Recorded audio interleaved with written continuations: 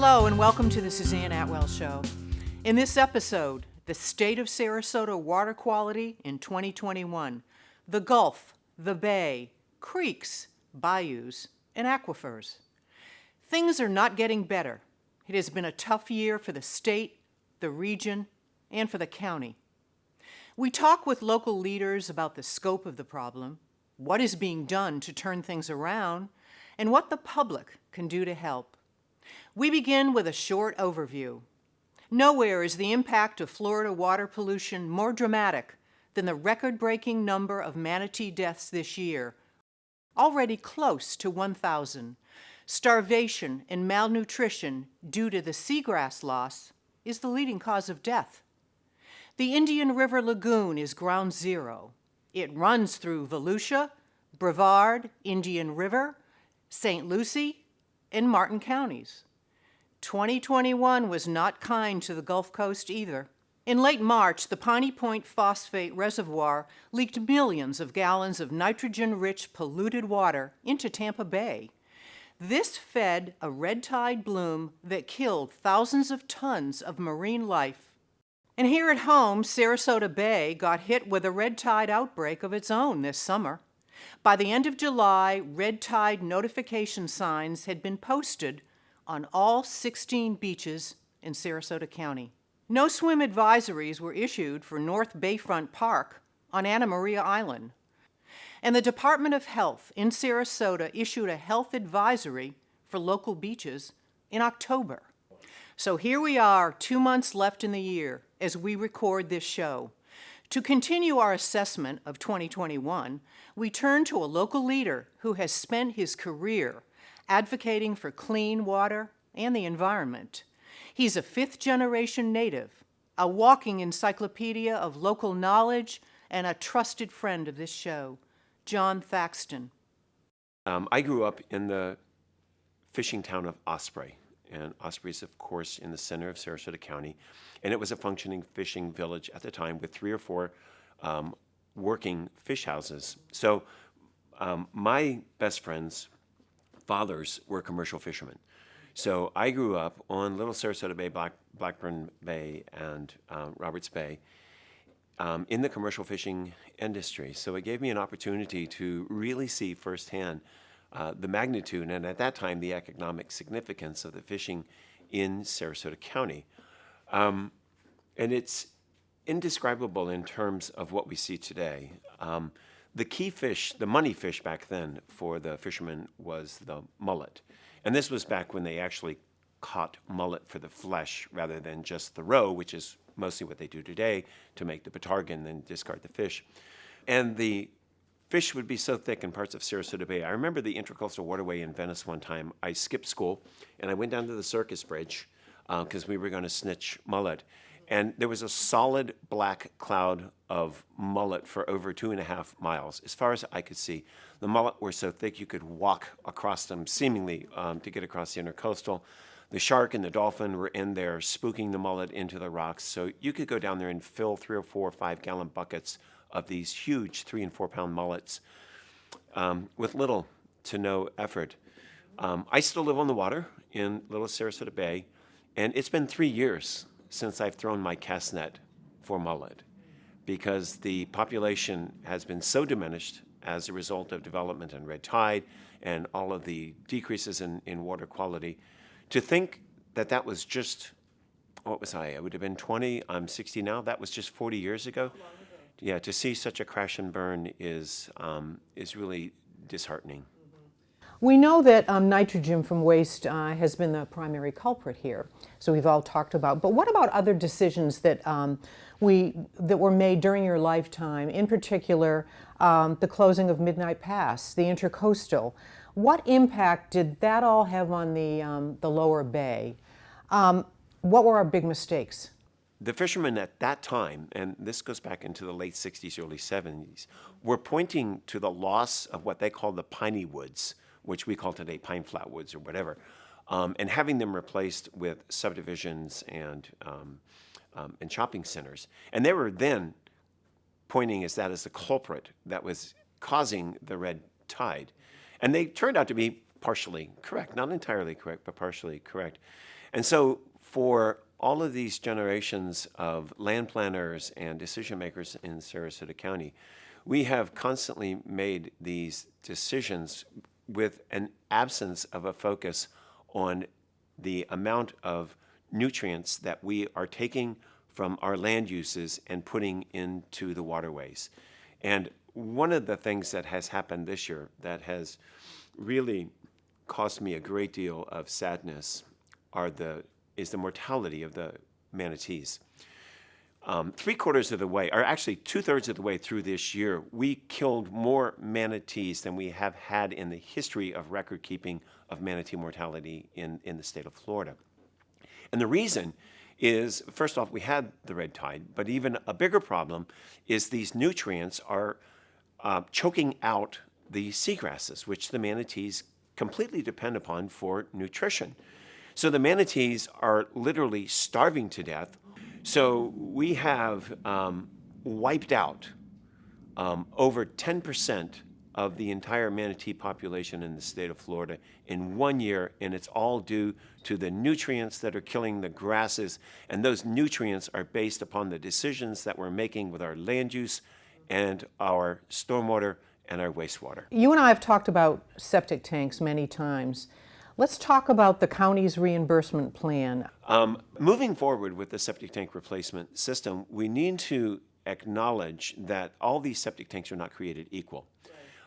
Many of the older tanks that have drain fields in the water table that were designed before the modern day standards and that are in close proximity to surface waters such as a Philippi Creek, a Matheny Creek, a Hudson Bayou, or the Bay, those are likely contributors to nutrient overloads in our estuarine systems. However, way back in the day, back in the 60s, made this decision, and it was a conscious decision, it was not an accident, that they were not going to require installation of central wastewater treatment facilities, that they were going to permit these septic systems all over the county. And they did that as in part to keep development costs down and more manageable. For whatever merit that has, it is what it is. So when the county did finally decide that this was probably not the best decision,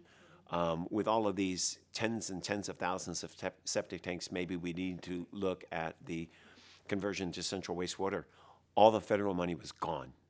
Help me understand SwiftMud's water use cautionary area and that assessment. They like to call the Southwest Florida Water Use Caution Area, affectionately known as SWACA. And what's happening is that for years and years and years, we've used these very, very large freshwater aquifers, one of the largest freshwater aquifer systems on the planet, mind you, it's huge. But another artifact of withdrawing too much water too quickly from these aquifers is that you have this interface with the seawater, the Gulf of Mexico. And normally there is a stratified difference between those two, and the freshwater can push the saltwater back. But as the potentiometric pressure is lowered and as the freshwater recedes, now you're getting saltwater coming in and contaminating these freshwater drinking systems and irrigation systems. So SWACA is designed to monitor the permits that are taking the water out of these aquifers in an attempt to, and this is an important distinction, the goal is to slow the advancement of the saltwater intrusion. It's not to stop it, and it's not to reverse it. To stop it or reverse it would cause enormous economic hardships. Finally, a personal question. What clean water and environmental issues keep you up at night? What keeps me up at night is ignorance. So when it comes to things like lawn irrigation and fertilizer and wildlife habitat, the ignorance reigns supreme, and people just don't understand the necessity for fresh water. And the nutrients are now creating additional loss with the seagrasses. We're seeing chlorophyll rates go up as a result of these nutrients. And we're seeing massive seagrass die off, especially in the Little Sarasota Bay, Roberts Bay area. In fact, probably by the end of this year, virtually every bay segment, except for the 2 northern segments, are going to be listed as impaired for nutrients in the entirety of Sarasota County. And that'll be a first. So that really needs to act as a clarion call, that we need to shift our focus intensely on these anthropogenic nutrients that are going into our waterways and creating these conditions. If we're not careful, we are going to have the same macroalgae blooms that they saw in Indian River Lagoon. And once you're to that point, you are at a point of no return or very, very difficult and expensive return. You will see the federal government intervene. You will see them take over. You will see federal mandates. And I would argue that Sarasota County has already demonstrated that we can clean up this bay. We did it before. We can do it again. That is a sobering assessment of the advanced state of pollution in Sarasota County and an inspirational call to action for all of us. For more on that part of the story, we turn our focus to solutions and public-private partnerships, beginning with the University of Florida Sarasota County Extension Office. I want to start with what you think are the most impactful projects Sarasota County is working on regard to water quality. Some of the largest investments are in the area of wastewater. The county has committed hundreds of millions of dollars to upgrade their wastewater treatment plants to advanced wastewater treatment, which will make a huge impact on the nutrient content of the end result, the reclaimed water that comes out of those plants, and that'll really impact water quality. And then that's on top of other improvements that they've already made and are continuing to make on their pipes and their manholes and really the system as a whole. So that's the area where the greatest investments are being made. But, you know, there's so much more. The area of stormwater management is another one where there's just a lot happening.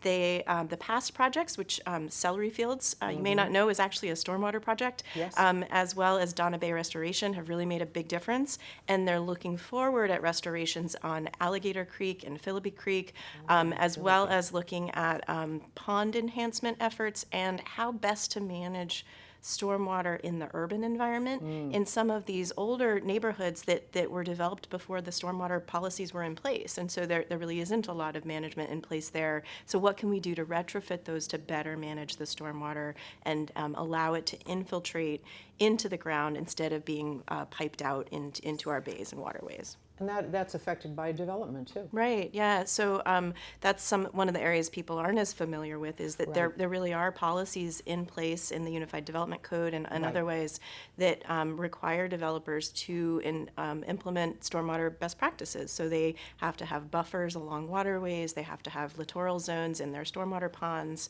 and they have to manage erosion on the construction site. So a lot of these things are in place and really tracked well within the planning process to make sure that the new development is applying those best practices. Explain littoral zones.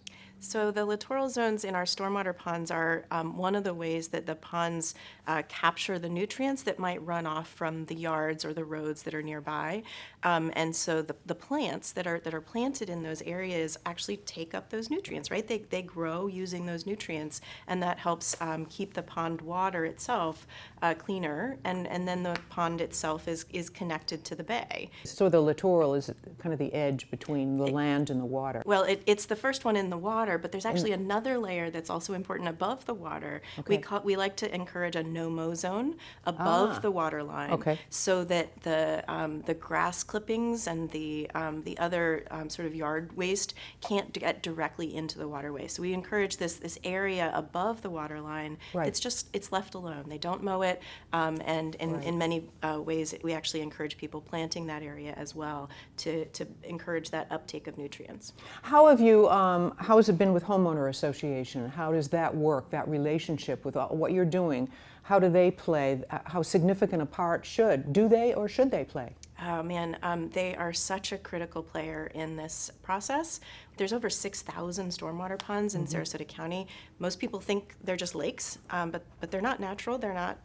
This is not a natural habitat in Sarasota County. They're all developed as a stormwater and flood control mechanism, and so they have to be maintained. And so those homeowners associations are actually the owners of those ponds and responsible for that long-term maintenance. So the boards, which are often volunteer boards, need to understand how the ponds work and what kind of maintenance is needed, as well as sort of what the best practices are for plantings and treatment and those kinds of things. If people really want to help, they raise their hand and say, well, how can I help in my home, in my own home, or my business? Yeah. What would you suggest, and how do they contact you, and what's the procedure? Great. So we love those people who want to Yeah, help. And what I say is sort of find your passion and go in that direction. So there's a lot of things you can do. One is the landscape. Think about Florida-friendly landscaping. right. And in your landscape, another thing particular to pay attention to is the irrigation. So people might not be aware that if you over-irrigate, you can actually end up leaching nutrients into the waterway. So people need to understand that water efficiency is also related to water quality. So we've got that irrigation piece, and then we've got the stormwater pond part. So if you want one of those consultations, let us know, give us a call. The main county contact center is 861-5000. I like to end on just saying sort of get involved and be a leader and use your voice to advocate for this issue. That might mean in your homeowners association, like you mentioned. It might be in talking to elected officials or other community leaders. It might be just talking to your neighbors and saying, hey, did you see what plant I planted? Maybe you can plant that one too, and take out some of the grass and need less fertilizer or irrigation. Those relationships really make a difference in helping people understand what they can do. And one of the things people can do is look at their own environmental footprint: lawns, ponds, runoff into storm sewers.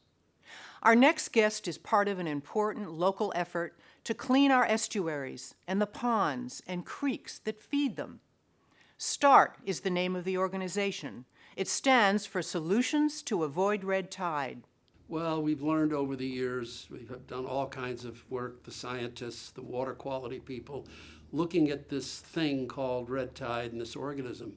What we're really learning, where we're going to get the best results, and frankly it's been done elsewhere with similar problems, is taking away the nutrients that feed it. Once it's in the water, to get it out of here, once it comes in one of these blooms, is really tough to control it. You can kill it, but you'll kill everything else in most cases. So we and other organizations have really started focusing on the nutrients that feed it, which is principally nitrogen. Phosphorus can play a role, but red tide likes N. It likes nitrogen. So where does nitrogen come from? Well, some of it falls out of the sky from air pollution from cars and things. Some of it flows into the waters from particularly stormwater. In fact, they're saying now that of all the nutrients in Sarasota Bay, which by the way now has twice as much nitrogen in it than it did 20 years ago, most of that's coming in the range of 65% from stormwater. So therefore, if stormwater is a big source of it and you want to stop the source, where does stormwater come from? Some of it runs free over the land. You can't do a lot with that. But what about stormwater ponds? These are ponds that store stormwater, eventually release it into streams and creeks like Philippi Creek, and it ends up in, say, a week in Sarasota Bay. So we should look at stormwater ponds. And we start talking to the county officials, and they say, well, we're really glad you're looking at stormwater ponds because they're not doing well. What do you mean they're not doing well? Well, we figure on average they're only about 40 to 60% efficiency in taking out nutrients. They're holding stormwater okay, but a lot of them are old, 20, 30 years old. The banks are sliding in a little bit, and they have a lot of nutrients, and it's ending up in the bay. Usually they call us because there's algae in it. They don't know how it looks, but they don't realize that's really only the start of it. The question is, why is there algae in it? And the answer is the banks are eroding and fertilizer and dirt are going into the pond, filling it up. It's called a stormwater pond. So if you lose 20% of the dirt off your bank in, say, 10 or 15 years, you've just lost 20% of your capacity to hold stormwater. And more importantly, there's fertilizer and nutrients in that dirt, and that's why you have algae. So we go in to help them initially fix their algae problem, but we begin to educate them that you've got to start taking care of your banks and stop lawnmowers from riding over the edge of the bank that further depresses it. So we want people not to mow their grass right down to the bank. We try to show them how they need a 3-foot barrier of taller grass to keep the fertilizer from the lawn out. So we have targeted some of the already endangered waterways, and they're nutrient impaired. They're dirtier than we want, and they run into Sarasota Bay. Philippi Creek, of course, is one, so we're talking to neighborhoods along Philippi Creek. Elagraw Bayou is another one, and Alligator Creek. So tell me, why are oysters and clams so important in this? Well, first of all, they're part of our environment, and we've lost 90% of them. Now, most people who said, why have we lost 90% of our oysters and clams? We said, oh, the water is polluted. That's not the reason. The water is dirtier than we would like. They live fine. We harvested them. Originally, we took them out of the Manatee River live and put them on Manatee Avenue to build road beds. They weren't even dead. They just took them out and dumped them in the 20s and 30s. So we ate them and sent them to Tampa originally for restaurants when we were first being discovered down here. So the point is they belong in the natural environment, but also they have a function. And the function is they eat. And by eating, they filter water. They take plankton and nutrients out of the water. We do not plant oysters. That's not efficient. We put shell in places where the current brings in live oyster larvae. They land on the shell, they grow, they attach, and they keep expanding. And our oyster program produces 23% more new oysters than the fossil shell does. Why do we do it? Because they belong here, but they filter a lot of water. Estimated 9 to 50 gallons a day, one oyster. Then we do clams. Oysters need hard bottom. That's why we put the shell there. Well, Sarasota Bay is not mostly hard bottom. It's mostly soft bottom. So where there's hard bottom in oysters, we put more oysters. Where there's soft bottom, and we have some evidence that clams are already kind of living there in small numbers, we build that up with the Sarasota Bay Watch partnership. We put and seed those areas with clams. They filter about 8 to 12 gallons of seawater every day. Right now, as you and I are sitting here, Sarasota Bay in 4 different spots has over 1 million seeded clams that weren't there 3 years ago. We used to say seagrass is the canary in the coal mine.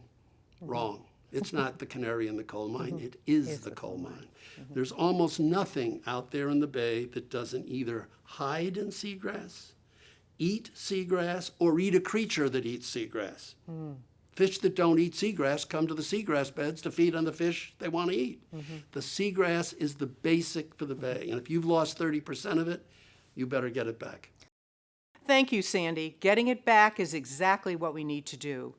The Sarasota Bay Estuary Program contracts for in-depth research and leads numerous volunteer programs. Here are a few facts from a recent presentation they made. There are 5 segments in Sarasota Bay. Of those, only Palmasola is currently considered to be in good condition. On a scale of 1 to 4, this chart shows the decline since 2006. The Upper Bay decline began with the Red Tide and Bee Ridge treatment plant discharge in 2018. Ditto for Roberts, Little Sarasota, and Blackburn, all of which are considered to be impaired. It is very disappointing that prior to 2006, significant improvements have been made, especially with seagrass. To talk more about what can be done to turn things around, Sarasota Bay Estuary Executive Director David Tomasco. Okay, let's start with an overview. Let's look at the big picture now. State of the Bay. Tell us the story of it's getting better, then sometimes it gets worse. What's going on with this kind of seesaw we're seeing? So it really depends upon where you are in the bay, but in general, about 30 years ago, we did an awful lot to improve the health of the bay. Right. We had upgrades to Manatee County wastewater. We had a lot of upgrades to Sarasota County. The city of Sarasota went to what we call AWT, or Advanced Wastewater Treatment. And as a result of all those activities and then stormwater retrofits, the bay got a lot better. And we started to see recovery of water quality. We started to see the seagrass recovery, about 50% increase.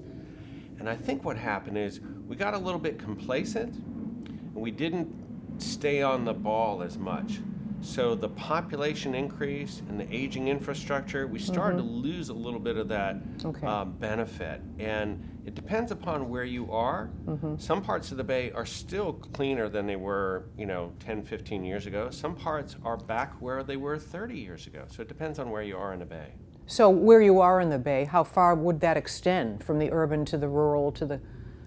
Well, for example, Palmasola Bay up to the Right. north appears to have the still good water quality that we achieved about 30 years ago.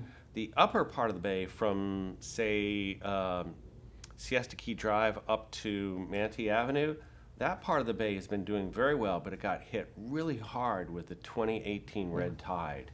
And after that red tide, it looks like it's recovered.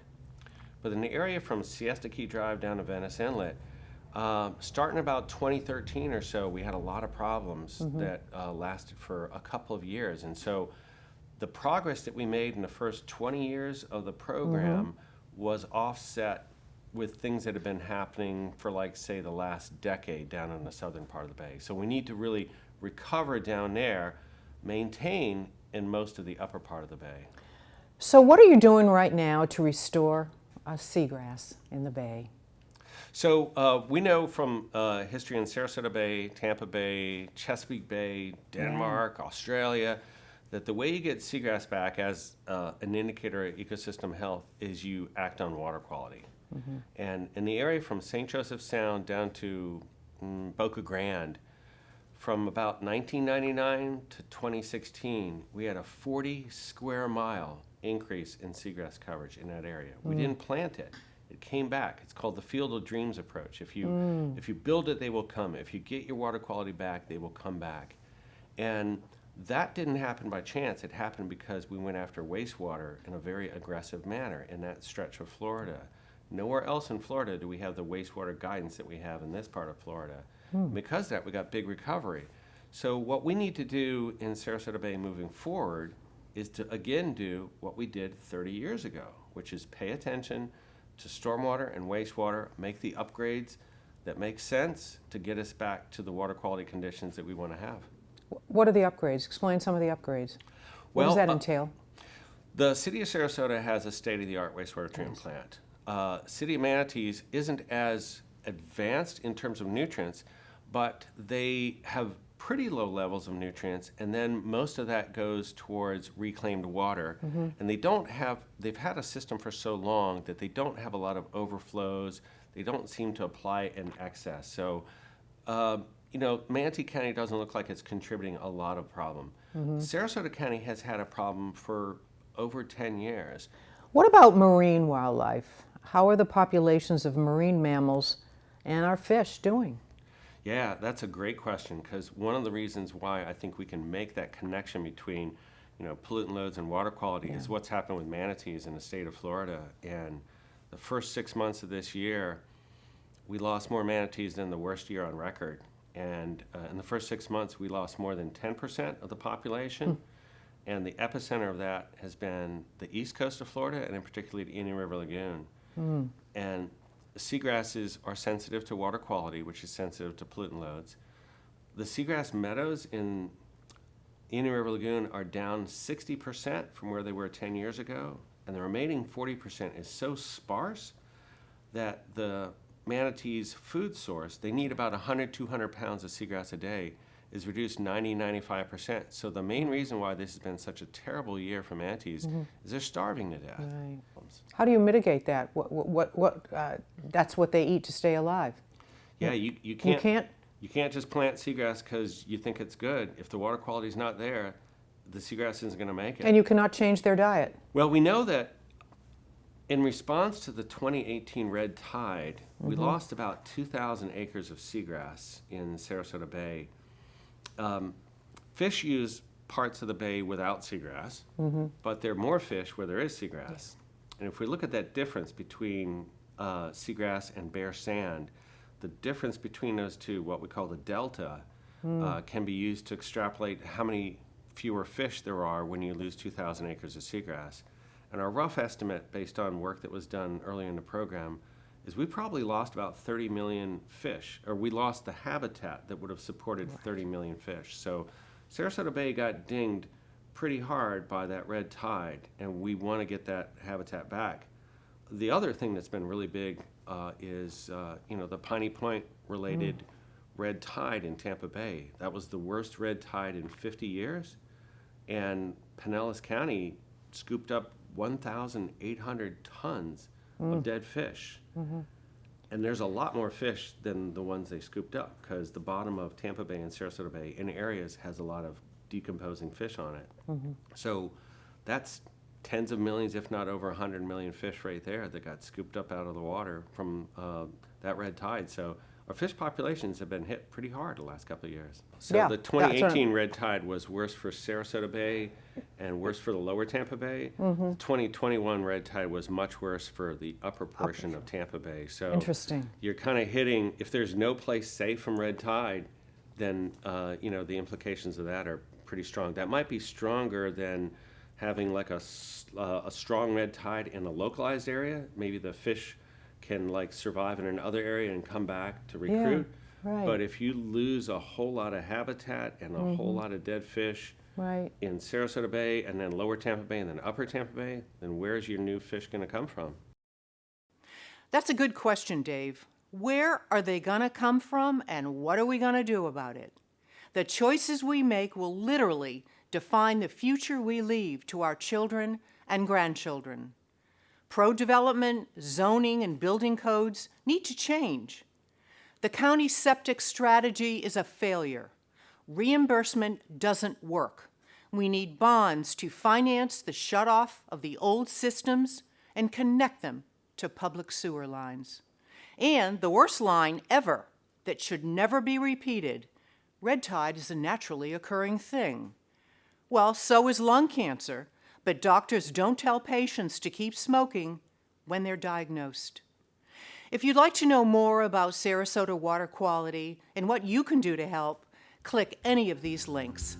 And you can always watch this episode and all our previous shows on my website, Facebook, and YouTube page.